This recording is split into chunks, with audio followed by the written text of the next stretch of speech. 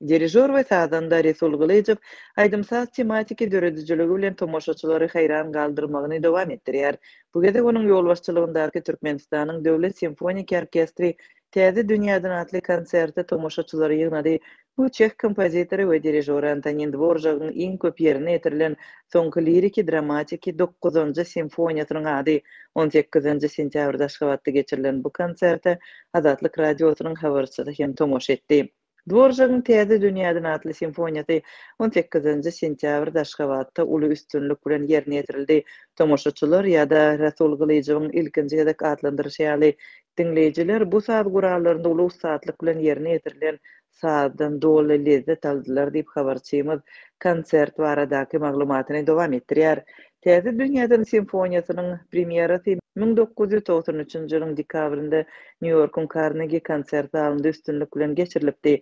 Klassiki aýdymsaz muştaklary Dvoržakyň birnäçe ýyllap, ýagny 1992-95-nji ýyllaryň aralygynda New Yorkyň konserwatoriýasynda müdir we dirijor bolup işlänligini hemde eserini täze mümkinçilikler ýurdunda aýdymsaza bolan täzeçe garaýyşynyň täsiri astynda ýazandygyny bilýärler. Sazandanyň özü de burny bar bolan her kim simfoniýada Amerikanyň täsirini duýmalydyr diýip ýazypdy. Bilermenler simfoniýa ýurdun milli sazyna esaslanýar diýip bilýärler. Eýsem Amerikanyň milli sazy näme? Bu dürli medeniýetleriň wekilleriniň zor bilen ýa-da meýletin daşary ýurda göçüp özleri bilen alyp baran aýdymsazlarynyň mozaikasydyr. Kompozitor bu dürli aýdymsaz akymlaryny eşitmegi hem duýmagy başardy. Aşgabatda 18 sentýabrda geçirilen konsertde Täze dünýäden simfoniýasy birdemde usatlyk bilen ýerine ýetirildi. Tasanam ajaýyp sazyň ýerine ýetirilişine doly berilen dirijor gaty köp energiýany sarf etdi diýip habarçymyz konsert baradaky maglumatyny dowam etdirýär. Belki de şonuň üçin Amerikaly kompozitor Leonard Bernstein'in Kandid operasynyň öňünden oglan edilen eserler bu konsertde ýerine ýetirilmedi.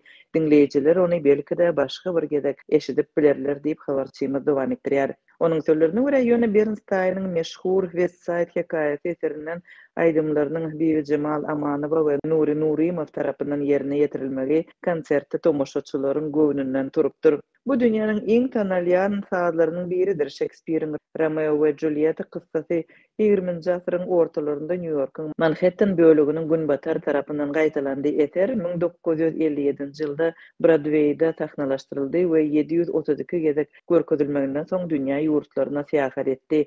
1961-nji ýylda Leonard Bernstein'in sazy şol bir at bilen Oscar bayragyny gazanan filmde müdimleşdirildi. 2021-nji ýylda Steven Spielberg Oscar bayragyny gazanan öz filminde bu eseriň üstünligini ýene bir gezek gaýtalady. Bu eseriň aýdymlary öz başdak hem meşhur eserleri öwrüldi diýip habarçymyz konsertde ýerine ýetirilen eserleriň tarihinden gurrun berýär. Konsertde Bibi Cemal Amanowa we Nuri Nurimow aýdymlaryň käbirini ingliz dilinde ajaýyp ýerine ýetirdiler.